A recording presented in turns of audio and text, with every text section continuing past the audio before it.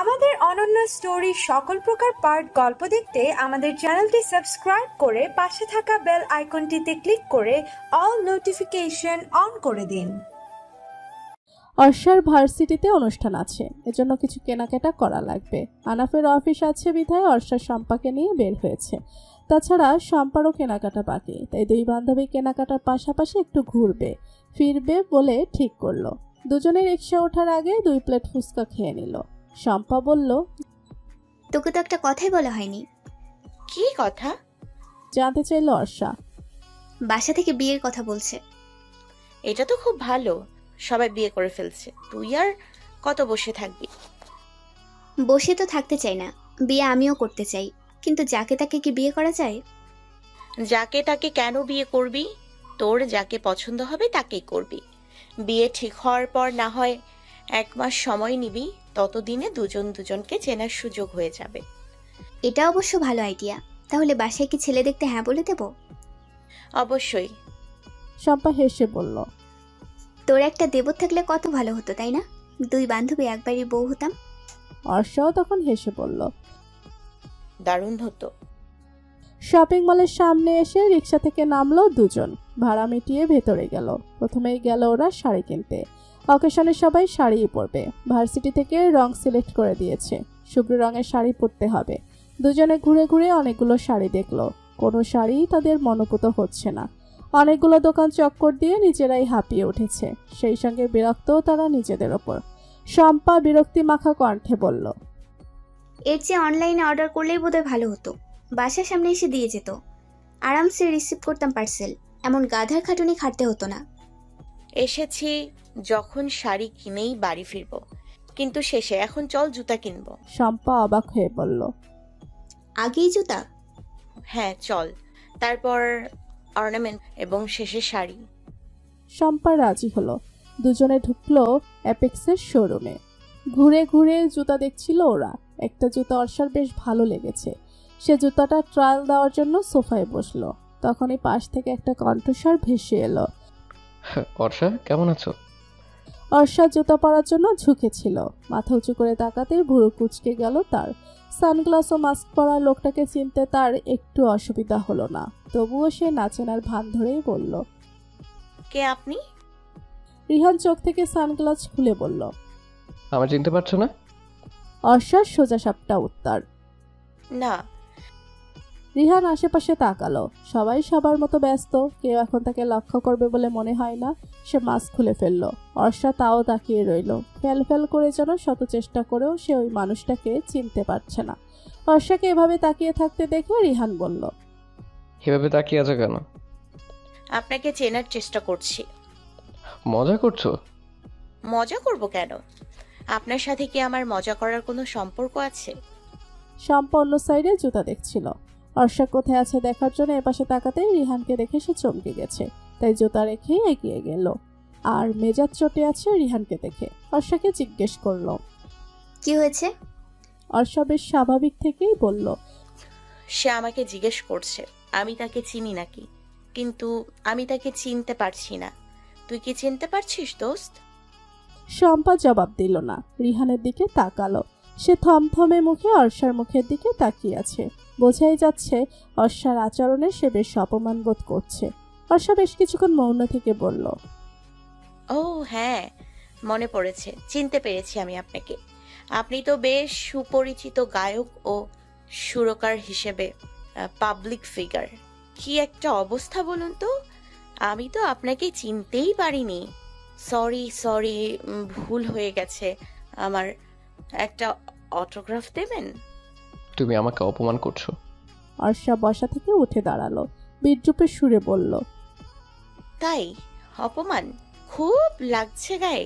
আমারও লেগেছিল সেদিন, যেদিন আপনি আমায় দেখেও উপেক্ষা করে গিয়েছিলেন। এমন একটা ভান ধরেছিলেন যেন আপনি না, আমি আপনাকে চিট করেছিলাম। আর এটা তো যেমন তেমন বাদই দিলাম, সবচেয়ে বড় আঘাতটা আপনি আমায় দিয়ে গেছেন। প্রচন্ড বাজেভাবে ঠকিয়েছেন আমাকে, মাঝ পথে ছেড়ে গেছেন। আপনি সুরকার ও গায়কের পাশাপাশি একজন ভালো অভিনেতাও হতে পারবেন। নেক্সট টাইম অবশ্যই ট্রাই করবেন প্লিজ। বেশ নাম কামাবেন, ড্যাম শিওর। আর একজন প্রতারকের পিওর ফ্যান হিসেবে আপনার ফ্যান আমি। আফটার অল আমি আপনার প্রতারণার শিকার হয়েছি কিনা, অভিনেতা হিসেবে ফার্স্ট অটোগ্রাফ কিন্তু আমাকেই দেবেন। রিহান মাথা নত করে ফেলল। অর্ষা বলল, প্রতারকদের মাথা নত করা মানায় না তো। অনেকদিন পর তোমায় দেখে কথা না বলে থাকতে পারছিলাম না, তাই যেটাই কথা বলতে এসেছিলাম। ভাবিনি তোমার প্রতিক্রিয়া এমন হবে। অর্ষা নিজের মেজাজ ধরে রাখতে পারছিল না, সে চিবিয়ে চিবিয়ে বলল, কেন?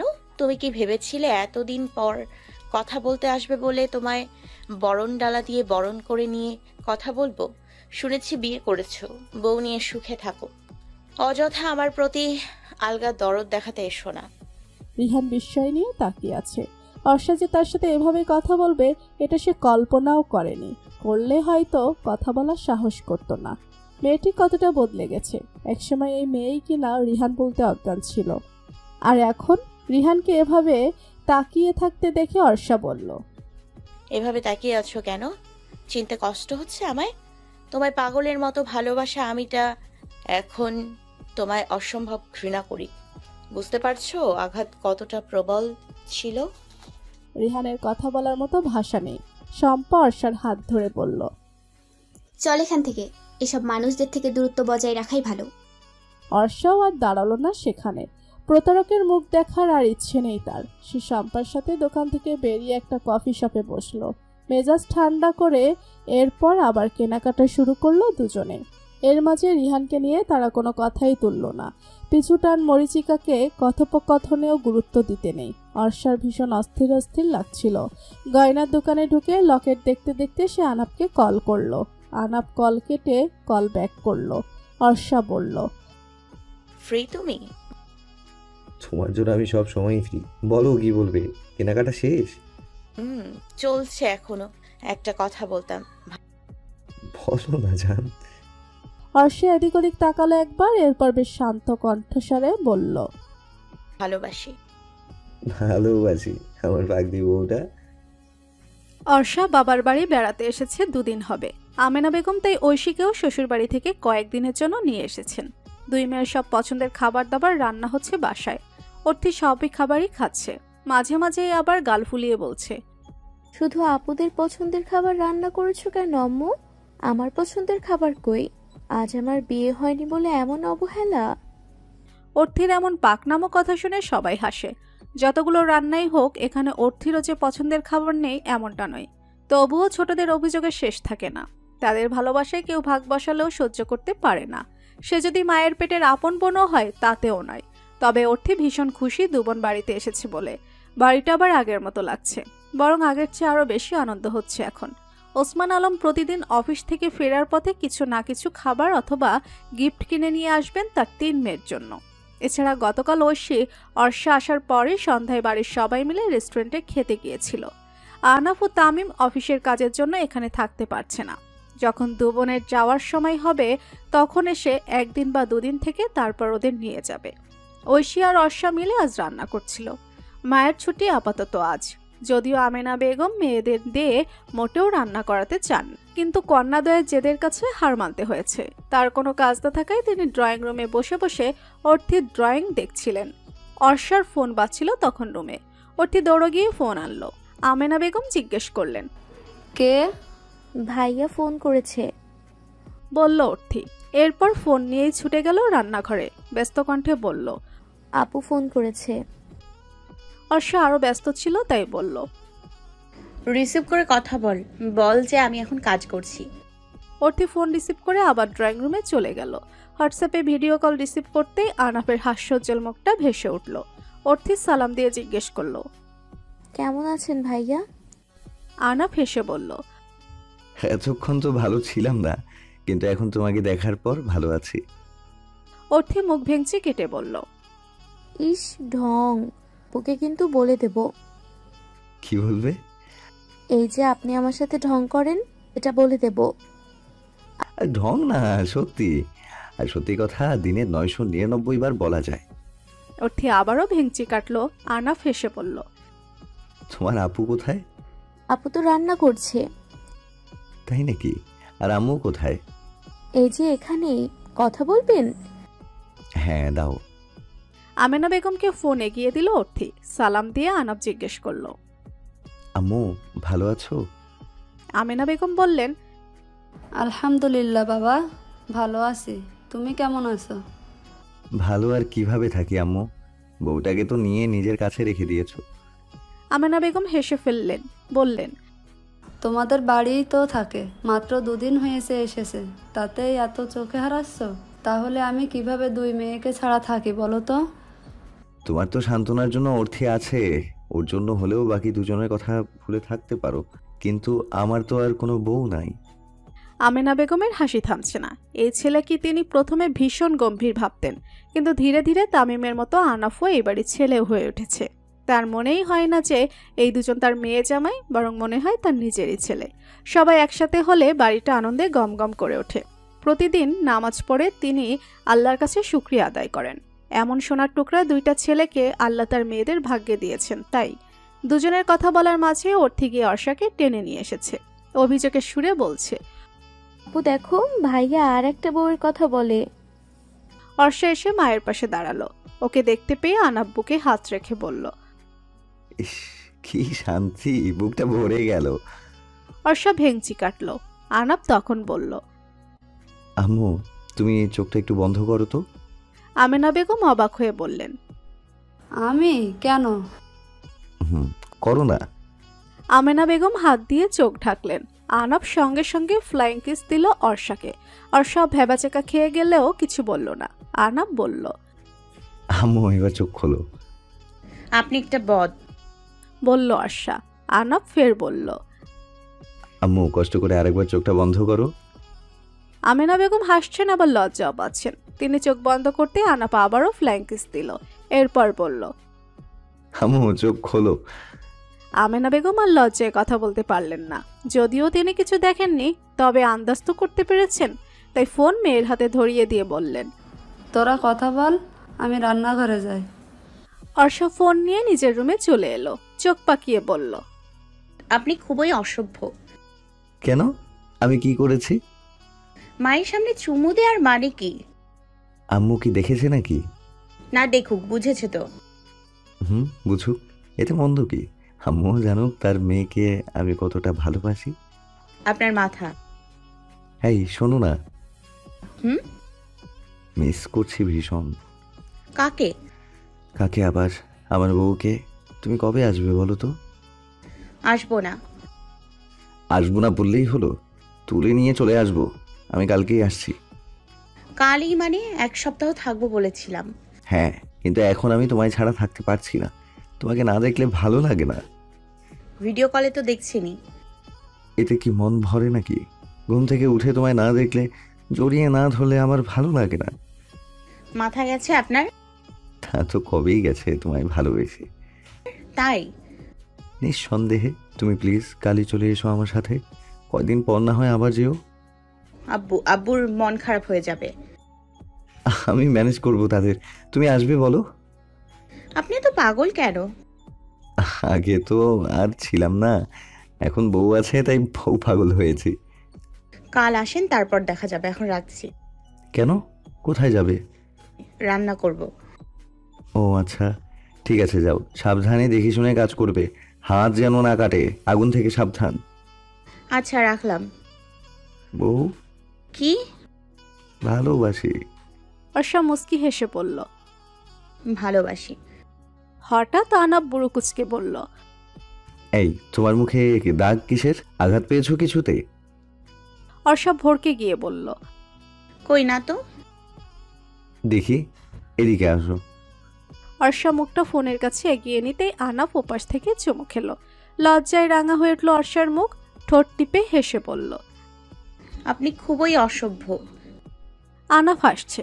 আরো বেশি লজ্জা পেয়ে কল কেটে দিল অর্ষা। ঝিরি ঝিরি বৃষ্টি হচ্ছে। আনাব দাঁড়িয়ে আছে একটা ছাউনির নিচে। তার ঠিক পাশেই একটা মেয়ে। মেয়েটাকে অর্ষা চেনে না, আগে কখনো দেখেওনি, আজই প্রথম। মেয়েটাকে নিয়ে তার কোনো মাথা ব্যথা নেই, কিন্তু আনাফের পাশে দেখে বুকে কেমন একটা সূক্ষ্ম চিনচিনে ব্যথা হচ্ছে। নিঃশ্বাস নিতেও কষ্ট হচ্ছে।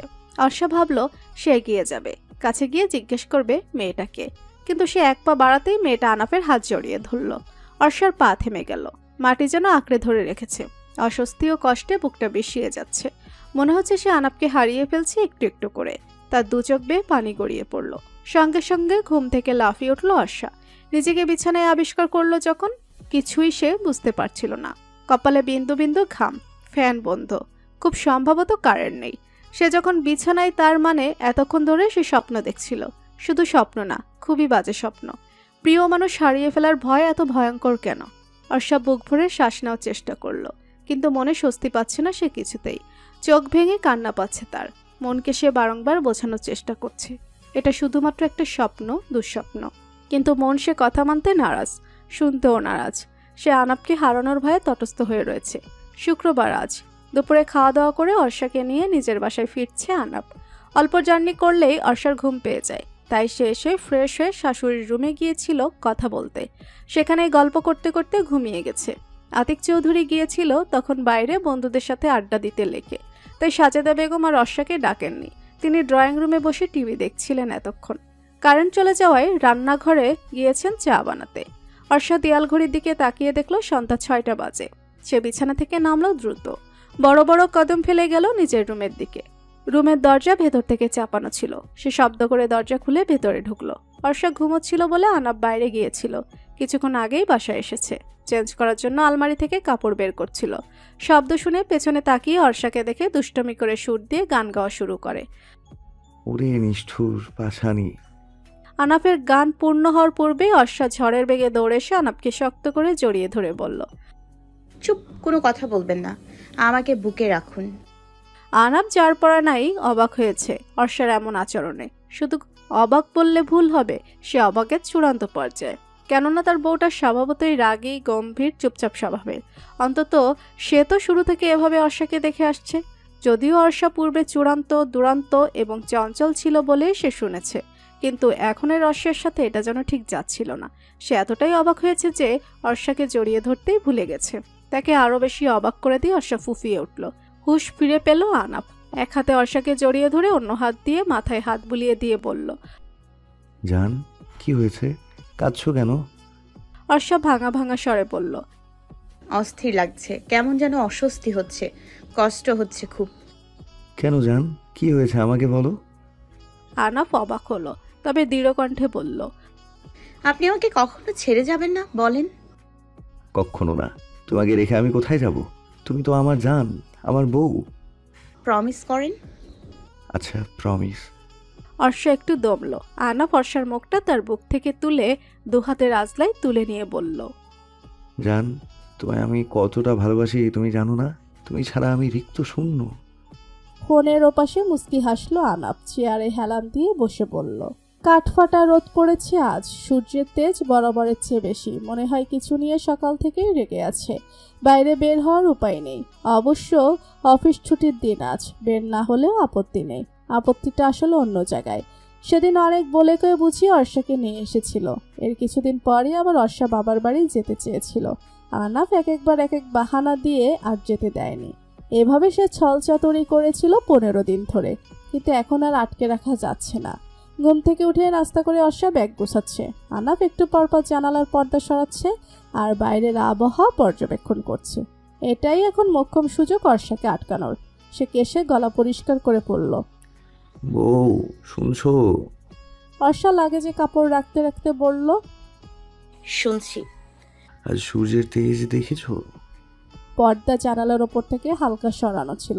পিছু ফিরে একবার সেদিকে তাকালো অর্ষা। ভাবলেশীন ভাবে বলল, দেখলাম।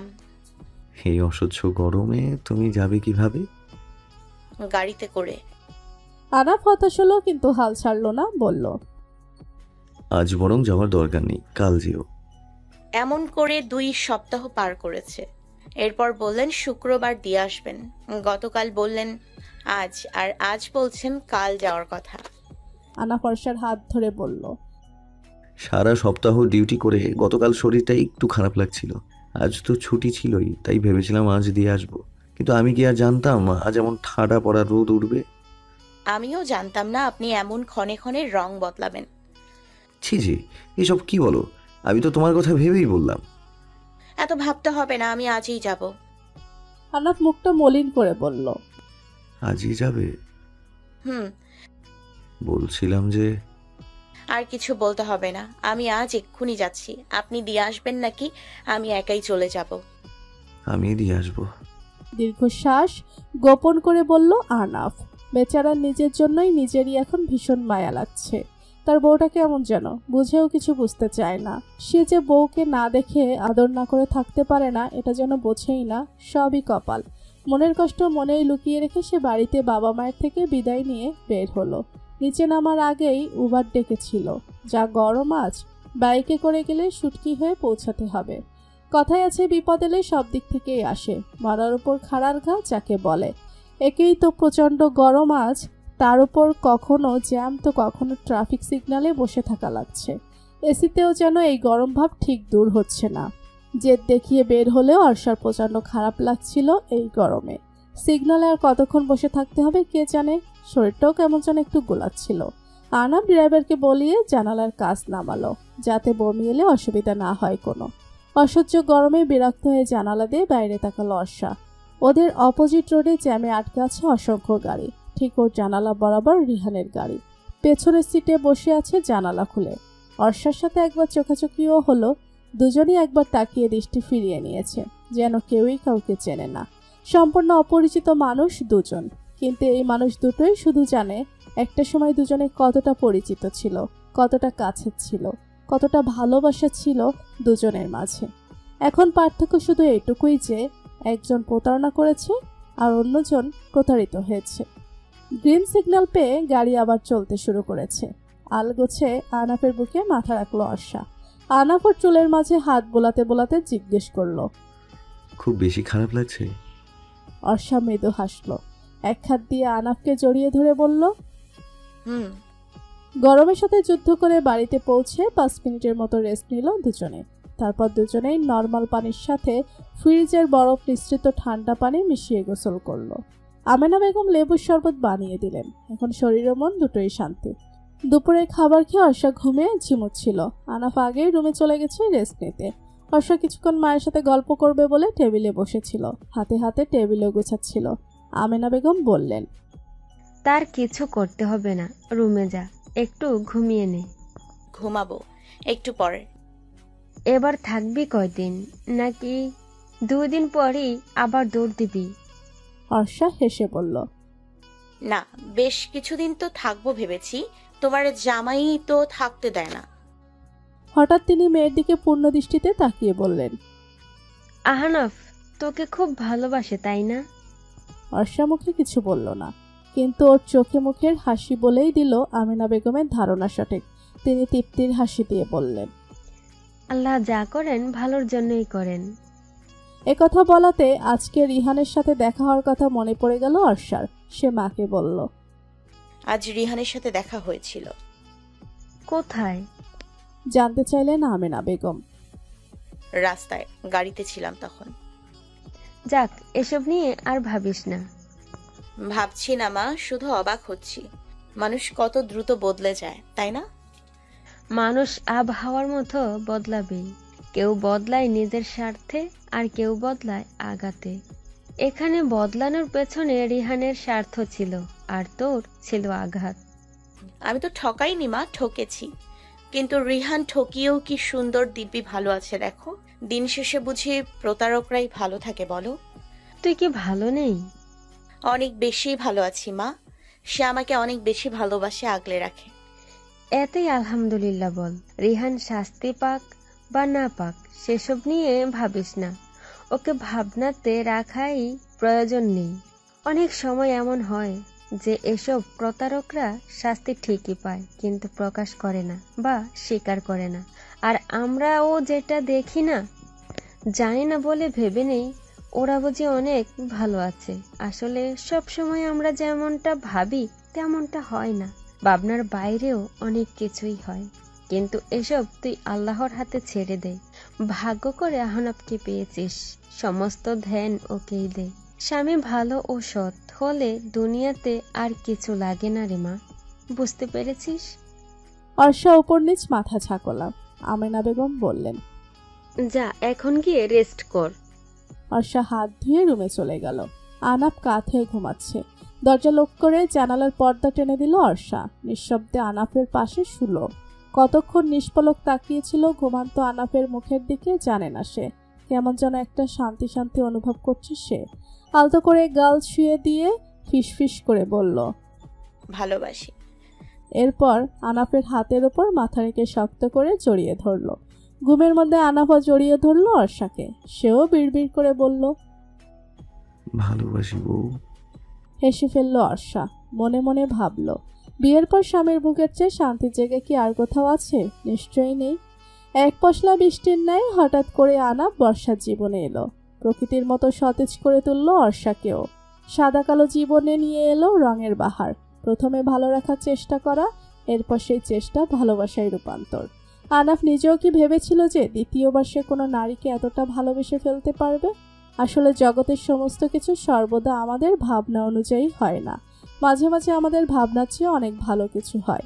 সেই ভালো কিছুর মধ্যে একটা হলো অর্ষার জীবনে আনাফের আগমন। প্রণয় ছাড়াই এক প্রকার ঘোরের মাঝে বিয়ে। সময়ের বিবর্তনে মনের ক্লেশ দূর করে আনাফকে ভালোবেসে ফেলা এতটাও সহজ ছিল না অর্ষার জন্য। কিন্তু একথাও সত্য, আনাফের তীব্র ভালোবাসা উপেক্ষা করার মতো শক্তি অর্ষার কখনোই হতো না। মানুষ মাত্রই ভালোবাসার কাঙাল, বিশেষ করে নারী জাতি। তারা একটু ভালোবাসা পেলেই মোমের মতো গলে পড়ে, নিজের সর্বস্ব উজাড় করে দেয় তার প্রিয় মানুষটাকে। তাহলে অর্ষাই বা কি করে পারবে আনাফের এত ভালোবাসা উপেক্ষা করতে?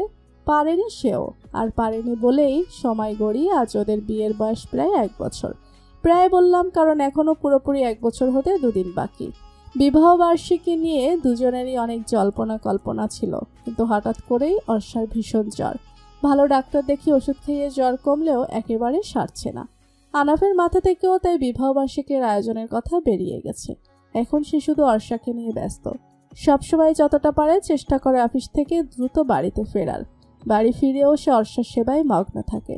নিজের মা তো আছেই, আনাফ অর্ষার মাকেও এই বাড়িতে নিয়ে এসেছে যাতে করে অর্ষার যত্নের কোনো ত্রুটি না হয়। নিজের মায়ের উপর তার ভরসা আছে, তবুও সে চায় দুজনই তার অবর্তমানে অর্ষার কাছে থাকুক। আনাফের বুকে মাথা রেখে শুয়ে আছে অর্ষা। রাত বাড়ার সাথে সাথে জ্বরও বাড়ে। মাথার ভেতর, শরীরের ভেতর অস্বস্তি হয়, তবুও যখন সে আনাফের বুকে থাকে তখন অদ্ভুত একটা প্রশান্তি কাজ করে তার মনের মাঝে। সে আনাফের গালে তার উষ্ণ হাত রেখে জিজ্ঞেস করল, তুমি আমায় এত ভালোবাসো কেন? বিয়ের প্রায় 6 মাস পর থেকে অর্ষা আনাফকে তুমি করে বলা শুরু করেছে। অবশ্যই আবদারটা আনাফেরই ছিল। প্রথম অর্ষা তুমি বলতে রাজি না হলেও পরে আনাফকে গাল ফুলিয়ে বসে থাকতে দেখে রাজি হয়েছিল। সেখান থেকেই তুমি সম্মোধন। আনাফ অর্ষার হাতটা ধরে চুমু খেয়ে বলল, তুমি মেয়েটাই তো ভালোবাসার মতো। আচ্ছা, কে বেশি ভালোবাসে, আমি না তুমি? অবশ্যই আমি। তাই? হ্যাঁ, কারণ প্রথম ভালোবাসি আমিই বলেছিলাম। প্রথমে তো আমি ভালোবেসেছি। আমার মনে হয় আমি তোমাকে বেশি ভালোবাসি। এ কথা আমি মানব না। ভালো আমি তোমাকে বেশি বাসি। অর্ষা মৃদু হাসলো, বলল, আচ্ছা, আমি যদি এখন মরে যাই? আনাফ ধমক দিয়ে উঠল, বলল, এসব কি ধরনের কথাবার্তা? রাগ করছো কেন? তাহলে কি করব? মায়ের খেতে ইচ্ছে করছে? না, জানতে ইচ্ছে করছে আমি মরে গেলে তুমি কি করবে। অর্ষাকে বুকের সাথে শক্ত করে চেপে ধরে আনাফ বলল, এসব কথা বলো না জান। তোমার আগে যেন আমার মরণ হয়, ভয় লাগে। আর কখনো এসব কথা বলো না, আমার কষ্ট হয়, সহ্য করতে পারবো না।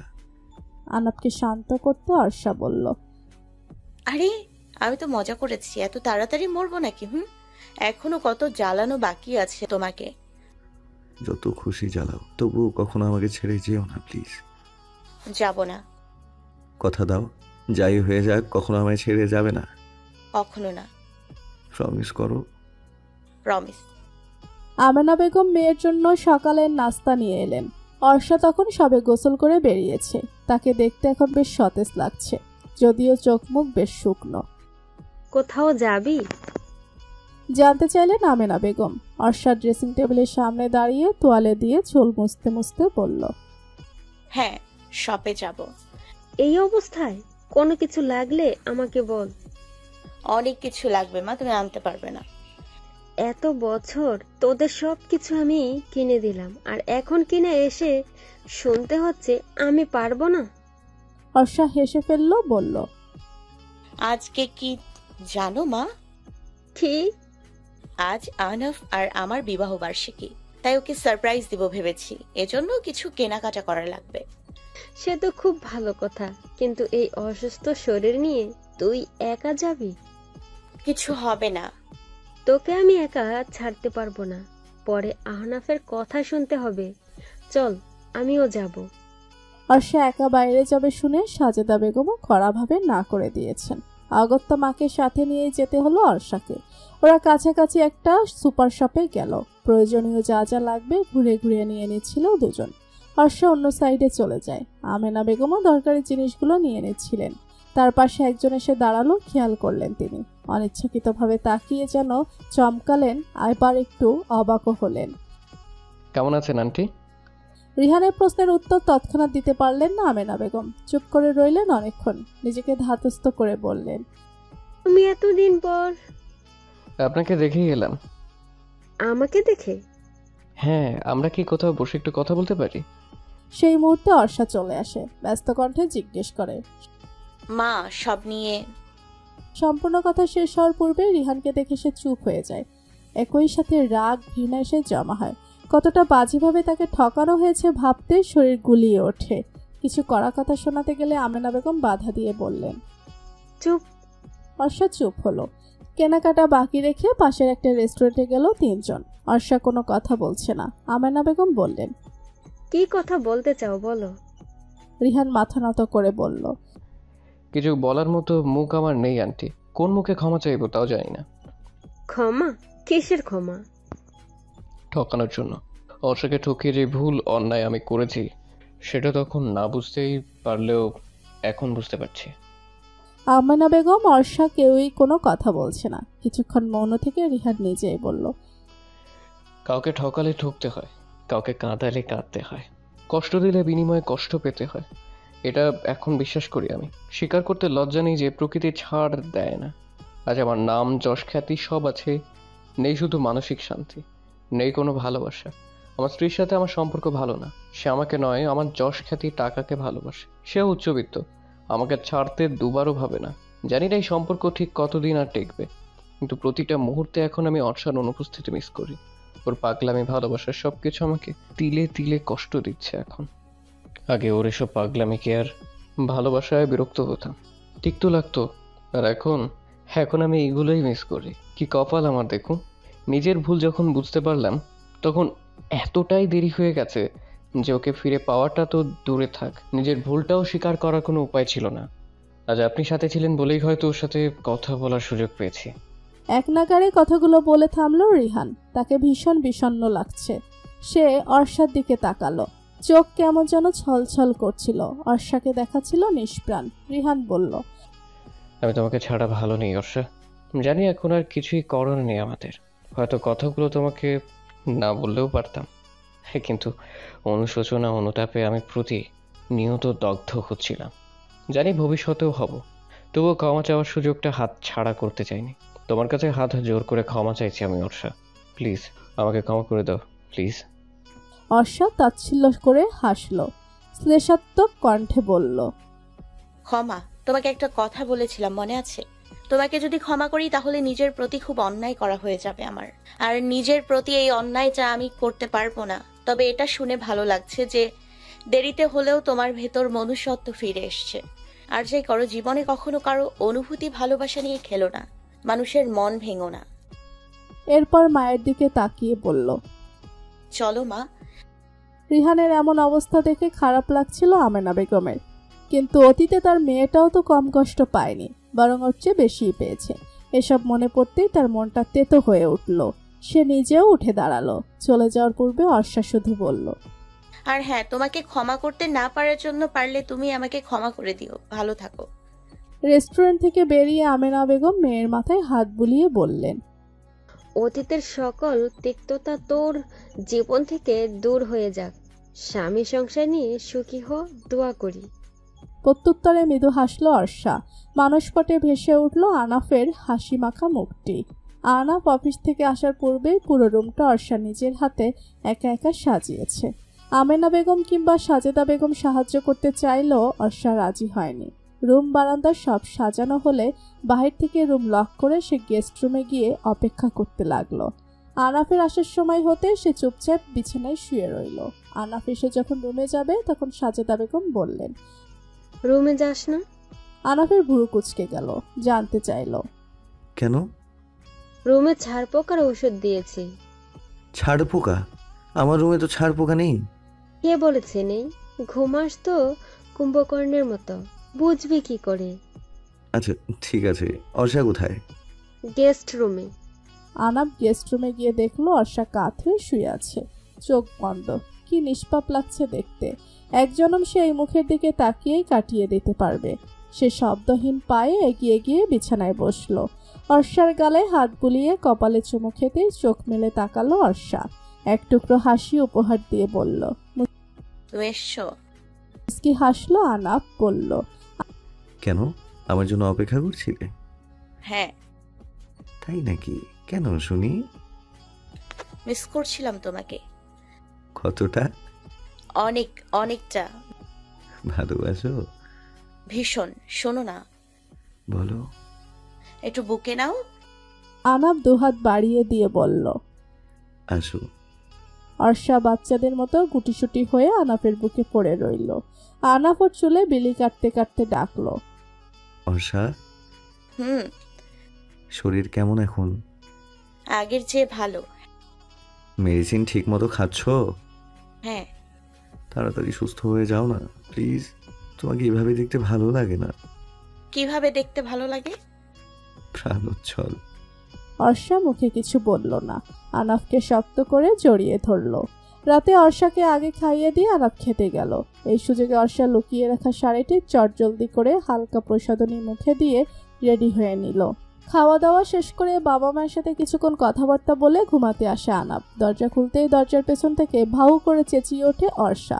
হঠাৎ করে এমন করায় ভয় পেয়ে যায় আনাফ। নিজেকে ধাতস্থ করে পরক্ষণে অর্ষার হাসি দেখে হেসে ফেলে। শ্বাসসজ্জা দেখে বলে, হায় আল্লাহ, আমি কি দেখছি? অর্ষা ভুরু কুচকে বলে, কি? পড়ি। কি? ভাই কুইন। মাথা গেছে? সে তো কবেই গেছে। সুন্দর লাগছে তোমাকে। সুন্দর মানুষকে তো সুন্দরই লাগবেই। আনাফ হেসে ফেলল। অর্ষা বলল, ভুলে গেছো আজকের দিনটার কথা? আজ কি কোনো বিশেষ দিন? মনটা খারাপ হয়ে গেল অর্ষার। তবে আনাফকে সেটা বুঝতে না দিয়ে বলল, আসো আমার সাথে। এরপর নিজেদের রুমে নিয়ে গিয়ে দরজা বন্ধ করলো।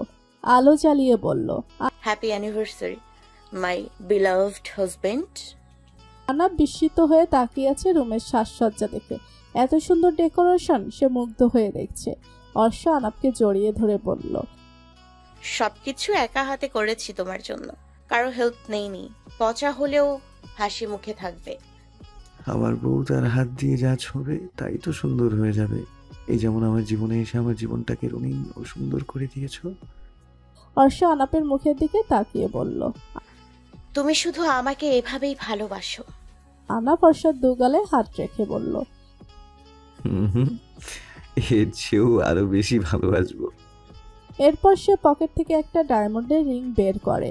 অর্ষার অনামিকা আঙুলে পরিয়ে দিতে দিতে বলল, আজকের দিনটা আমি কিভাবে ভুলবো বলতো? এই দিনে আমার কুইন আমার বউ হয়ে আমার জীবনে এসেছে। প্রজাপতির মতো রঙিন করেছে আমার জীবনটাকে, পূর্ণতা দিয়েছে। আমি ভুলে যাবো এই দিনটা? অর্ষার চোখে পানি চলে এলো। সে শক্ত করে জড়িয়ে ধরলো আনাফকে। আনাফ ওর কানে ফিস ফিস করে বলল, জীবনে পূর্ণতা দিয়েছ কিন্তু পরিপূর্ণতা দাওনি।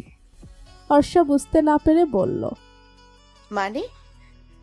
মানে একটা জুনিয়র আহনাফ চৌধুরীর অভাবে জীবনটা এখনো পরিপূর্ণতা পেল না। অর্ষা লজ্জা পেয়ে আনাফের বাহুতে দুমদাম কয়েকটা কিল বসিয়ে বলল, তুমি খুব খারাপ, অসভ্য। অসভ্য তো তোমার প্রেমেই পড়েছি। কেউ যদি এই আহনাফ চৌধুরীকে কখনো অসভ্য দিওয়ানা বলতে পারে তাহলে সেটা তোমার জন্যই বলতে পারবে। আহনাফ চৌধুরী শুধুমাত্র তার অর্ষার জন্য অসভ্য। অর্ষা কিছু বলল না। আনাফ বলল, জুনিয়র আহনাফকে না হয় না দাও, আপাতত আজ একটু ভালোবাসা তো দাও। সবকিছু এত মুখে বিবৃতি দিতে হবে কেন? কিছু আটকায় না। ও আচ্ছা, তুমি যাচ্ছ সরাসরি? চলে যাই, ওকে। বলে আনাফ লাইট নিভিয়ে অর্ষাকে পাজা কোলে করে বিছানায় নিয়ে শুয়ে দিল। চুমুতে চুমুতে উন্মাদ করে তুলল অর্ষাকে। উন্মত্ত সময়ে ঘোর লাগা কণ্ঠে অর্ষা বলল, কখনো ছেড়ে যেও না, শুধু আমার হয়েই থেকো। আনাফ অর্ষার ঘাড়ে মুখ ডুবিয়ে বলল, কখন না, যতদিন এই দেহে প্রাণ আছে ততদিন আহনাফ চৌধুরী কেবলমাত্র তোমার।